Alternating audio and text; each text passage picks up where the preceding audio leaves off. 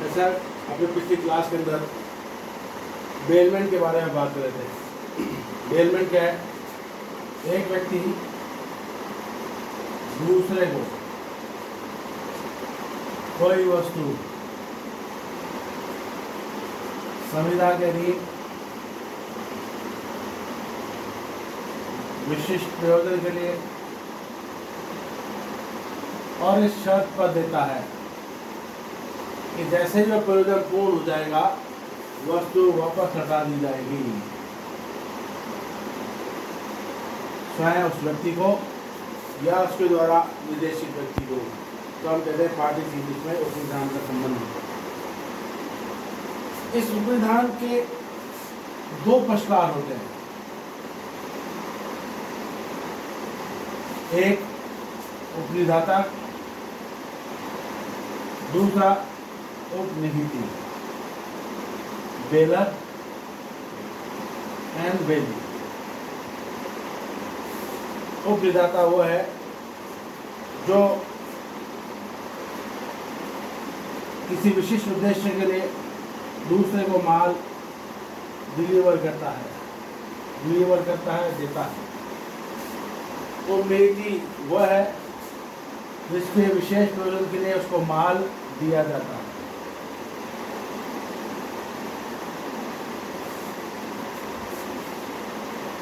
ये उपनिधान कितने प्रकार का है, इसका स्पष्ट वर्गीकरण कॉन्ट्रैक्ट एक्ट में नहीं किया गया, लेकिन कॉन्ट्रैक्ट एक्ट के अंतर्गत इसके कुछ सामान्य सिद्धांतों का उल्लेख किया गया है। उपनिधान के प्रकार में सामान्य सिद्धांतों के अनुसार उपनिधान दो तरीके का है, एक निःशुल्क उपनिधान, दूसरा सशुल्क उपनिधान। इसके अलावा कुछ अन्य सामान्य सिद्धांत माने गए, जैसे कार्य करने का उपनिधान, धारणाधिकार के अधिकार के अंतर्गत उपनिधान, अभिरक्षा का उपनिधान, गिरवी रूपी उपनिधान। उपनिधान के प्रकार के संबंध में काग बनाम बर्नार्ड के मामले में हॉल्ट ने इसके निम्नलिखित कुछ श्रेणियां बताई हैं। हॉल्ट के अनुसार उपनिधान निम्न प्रकार के होते हैं। पहला, डिपॉजिट।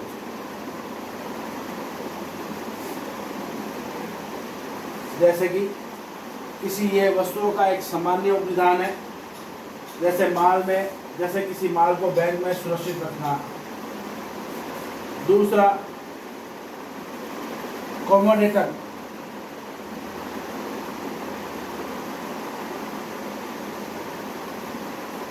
मैगनी जिसे कहते हैं,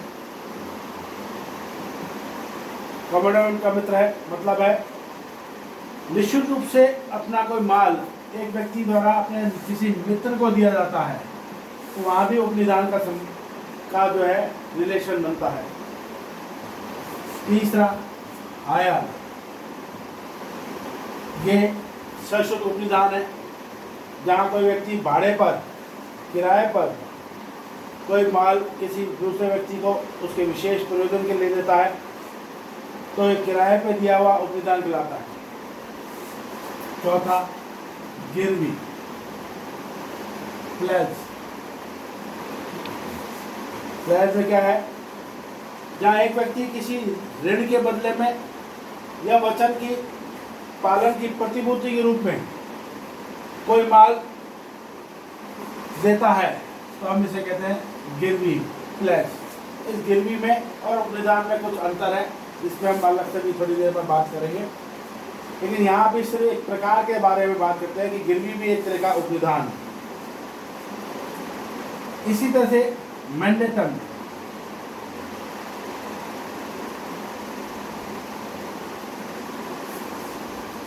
जहाँ पर कोई व्यक्ति किसी माल को कहीं पे ले जाने के लिए या कुछ कार्य करने के लिए किसी अन्य व्यक्ति को माल सुपुर्द करता है, तो जैसे हम किसी माल को एक स्थान से दूसरे स्थान पर भेजना चाहते हैं और हम कैरियर को माल सौंपते हैं, तो जब कैरियर जिसने हमसे माल लिया है वो उपनीति कहलाएगा और जो हम हैं वो क्या कहलाते हैं, उपनिदाता कहलाते हैं। तो ये हॉल्ट के अनुसार इस बेलमेंट के निम्नलिखित कुछ प्रकार हैं। निःशुल्क उपनिदान, जहाँ पर किसी प्रतिफल के बिना कोई वस्तु दी जाती है। सशुल्क उपनिदान, जहाँ पर प्रतिफल के सहित कोई वस्तु दी जाती है। और हॉल्ट के अनुसार ये 5 और कैटेगरी बताई गई, जैसे डिपॉजिट, जहाँ पर हम कोई माल बैंक में उसी सुरक्षित रूप से रखते हैं। मैगनी, जहाँ पर एक व्यक्ति अपने मित्र को कोई वस्तु निःशुल्क से कोई देता है। तीसरा हायर, यानी किराए पर जहाँ पर वस्तु दी जाती है, बदले में प्रतिफल दिया जाता है, वो सशुल्क उपनिदान कहलाएगा। इसी तरह से गिरवी, जहाँ पर किसी वचन के पालन के लिए या ऋण की प्रतिपूर्ति के लिए कोई वस्तु दी जाती है। और लास्ट मैंडेटम, जहाँ वस्तु को एक स्थान से दूसरे स्थान पर ले जाने के लिए माल सुपुर्द किया जाता है, हम उसे कहते हैं। ये एक तरह का क्या है, जैसे उपनिदान की का हमने वर्गीकरण पढ़ा, उस वर्गीकरण में हमने पढ़ा कि गिरवी भी एक तरह का उपनिदान है, लेकिन ये गिरवी इस उपनिदान से थोड़ी भिन्न है। क्या भिन्न है? पहला तो इसकी परिभाषा का अंतर है। उपनिदान में क्या होता है, एक व्यक्ति दूसरे व्यक्ति को कोई वस्तु किसी सुविधा के अधीन किसी विशिष्ट प्रयोजन के लिए वहीदत करता है, तो दोनों पार्टी के बीच में जो रिलेशन बनता है वो उपनिदान कहलाता है। जबकि गिरवी में क्या होता है, एक व्यक्ति दूसरे को कोई वस्तु या माल किसी ऋण की अदायगी के लिए या किसी वचन की प्रतिपूर्ति के लिए देता है, तो जब कोई सुपुर्द देता है तो हम कहते हैं पार्टी के बीच में क्या है, गिरवी का रिलेशन बना। दूसरा, उपनिदान निःशुल्क और सशुल्क होता है। दोनों में से किसी भी प्रकार का ग्रेटिट्यूड भी हो सकता है, ये नॉन ग्रेटिट्यूड भी हो सकता है। लेकिन जहाँ पर गिरवी की बात है, क्योंकि गिरवी का ट्रांजेक्शन किसी ऋण के प्रतिफल के रूप में से समर्थित रहता है, इसलिए इसमें सशुल्क गिरवी नहीं हो सकती। गिरवी हमेशा क्या होगी, प्रतिफल के रूप में होती है, इसमें प्रतिफल जो है समर्पित रहता है। तीसरी बात, उपनिदान के संबंध में ये शर्त जुड़ी होती है कि जैसे विशेष प्रयोजन पूर्ण होगा माल लौटाया जाएगा। अगर उपनीति ने उस माल पर कोई कार्य किया है तो उसके बदले में उसको उपनिदाता से पारिश्रमिक प्राप्त करने का अधिकार होता है। जो उसने खर्चे किए हैं वो खर्चे प्राप्त करने का अधिकार होता है। यदि उपनिदाता उसके खर्चों का भुगतान नहीं करता तो ऐसी स्थिति में उपनीति को उस माल पे धारणाधिकार, राइट टू लियन का अधिकार होता है। राइट टू लियन होता है माल पर कब्जा बनाए रखने का अधिकार, यानी वो माल को तब तक अपने कब्जे में रख सकता है, राइट टू रिटेन पोजीशन भी कहते हैं इसको, तो तब तक इसको अपने कब्जे में रख सकता है जब तक कि उसके खर्चे का भुगतान उसको नहीं हो सकता, लेकिन वो माल को बेच नहीं सकता। लेकिन गिरवी के अंदर क्या है, गिरवी क्या है, किसी ऋण की अदायगी के लिए या वचन की प्रतिपूर्ति के रूप में दिया जाता है। यदि नियत समय पर ऋण की अदायगी नहीं होती तो गिरवी ग्राही को अधिकार होता है कि वो माल पर धारणाधिकार का अधिकार का प्रयोग कर सके, और किन्हीं परिस्थितियों में वह उस माल को बेच भी सकता है, लेकिन बेचने से पहले उसको युक्त सूचना देनी होती है। तो बेसिक डिफरेंस उपनिदान और गिरवी में बस यही है कि गिरवी एक तरह का बेलमेंट तो है, लेकिन गिरवी जो है वह सदैव प्रतिफल सहित होगी। दूसरा, गिरवी के लिए जो इम्पोर्टेंट बात है कि यहाँ पर धारणाधिकार में जहाँ माल बेचने का अधिकार नहीं होता, केवल माल को रिटेन रखने का अधिकार उसको मिलता है जब तक कि इसके खर्चों का भुगतान नहीं हो जाता। लेकिन गिरवी के अंदर युक्त सूचना दे करके यदि नियत अवधि तक ऋण की अदायगी नहीं होती है तो गिरवी कर्ता को युक्त सूचना दे करके गिरवी रखा हुआ माल क्या है विक्रय किया जा सकता है। तो इस प्रकार हमने देखा कि उपनिधान की दो पार्टीज होती हैं, एक उपनिदाता, एक उपनिधि। उपनिदाता हम उसको कहते हैं जो माल देता है, उपनिधि हम उसको कहते हैं जिसको माल विशिष्ट प्रयोजन के लिए दिया गया।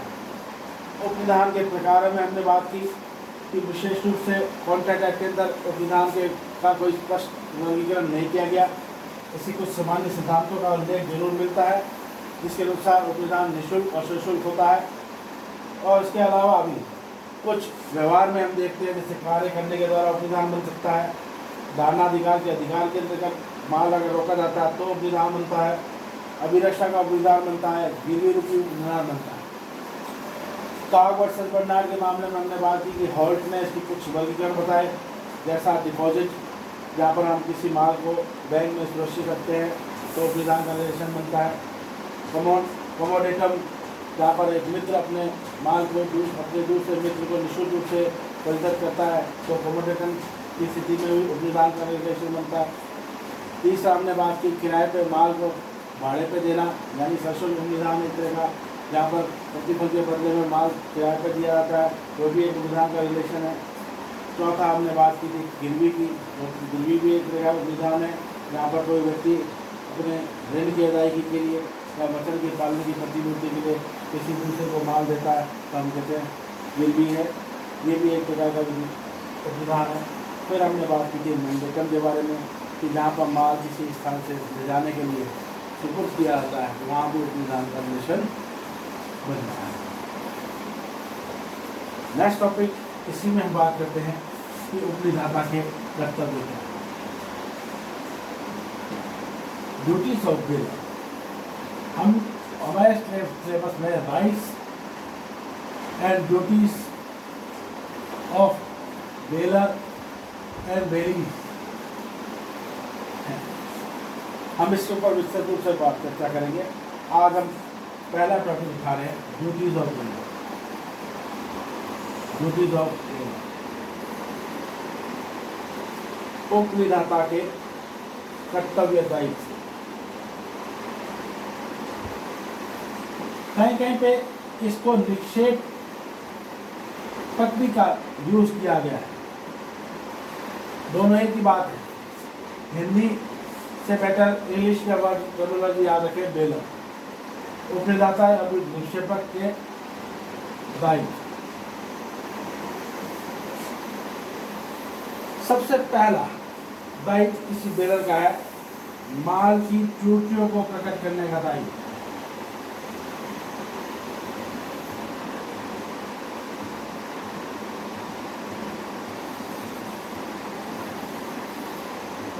सेक्शन 150 इंडियन कॉन्ट्रैक्ट एक्ट, धारा 150 में स्पष्ट किया कि उपनिदाता उपनीत माल की उन त्रुटियों को उपनीति को प्रकट करने के लिए बाध्य होता है जिसकी जानकारी उस उपनिदाता को हो और जो ऐसे माल के उपयोग करने में तत्वतः रूप से बाधा उत्पन्न करती हो या उपनीति को किसी जोखिम में डालती हो, और यदि वो ऐसा प्रकटन नहीं करता तो उपनीति को जो नुकसान होगा वह उसकी प्रतिपूर्ति करने के लिए उत्तरदायी होगा।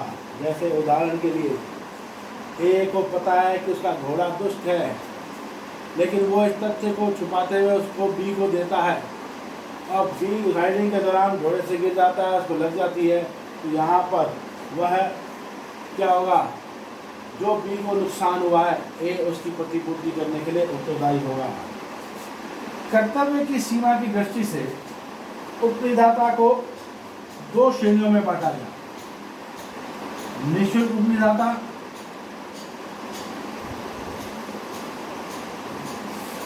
और सशुल्क उपनिदाता। ग्रेट्युटस बेलर एंड नॉन ग्रेट्युटस बेलर। जहां तक निःशुल्क उपनिदाता की दायित्व की सीमा का प्रश्न है, उसके लिए इंडियन कॉन्ट्रैक्ट एक्ट में स्पष्ट व्याख्या की गई है कि ऐसे उपनिदाता का कर्तव्य का स्तर कम होता है, यानी वह केवल उन्हीं त्रुटियों को प्रकट करने के लिए उत्तरदायी होगा। निःशुल्क उपनिदाता का स्तर कम होता है, वह उन्हीं दोषों को प्रकट करने के लिए उत्तरदायी है जो उसको ज्ञान में होते हैं, या जिन दोषों के प्रयोग से जिन दोषों के माल के उपयोग से जिस दोष के कारण उपनीति को कोई नुकसान होता है, तो वह उत्तरदायी ठहराया जाएगा। जैसे अगर किसी व्यक्ति को पता है उसका घोड़ा उपछंगल है, दुष्ट है, और वह उसको बी को दे रहा है और ये कह देता है कि मेरा घोड़ा उपछंगल है, मेरी कोई जिम्मेदारी नहीं है, तो यहाँ क्या होगा, ऐसी सूरत में यदि उपनीति उस घोड़े को लेके जाता है और उससे कोई नुकसान होता है तो उपनिदाता की कोई जिम्मेदारी नहीं होगी। लेकिन जहाँ पर कोई वस्तु है हायर एंड रिवार्ड पे दी जाती है, किराए पे दी जाती है, वहाँ पर ये युक्त जहाँ त्रुटियों को प्रकट करने का दायित्व का स्तर अधिक हो जाता है। वो ये नहीं कह सकता कि सब मुझे माल के डिफेक्ट्स के बारे में पूर्ण ज्ञान नहीं था, चाहे उसको दो ज्ञान था चाहे नहीं था। यदि उपनीति को उस माल का प्रयोग करते समय कोई नुकसान होता है तो उपनिदाता उसकी प्रतिपूर्ति करने के लिए उत्तरदायी होगा। इसके लिए दो केस लॉ के बारे में बात करते हैं, हाइमन एंड नाइक। हाइमन एंड वाइफ वर्सेस नियंसेस। इस मामले में वादी ने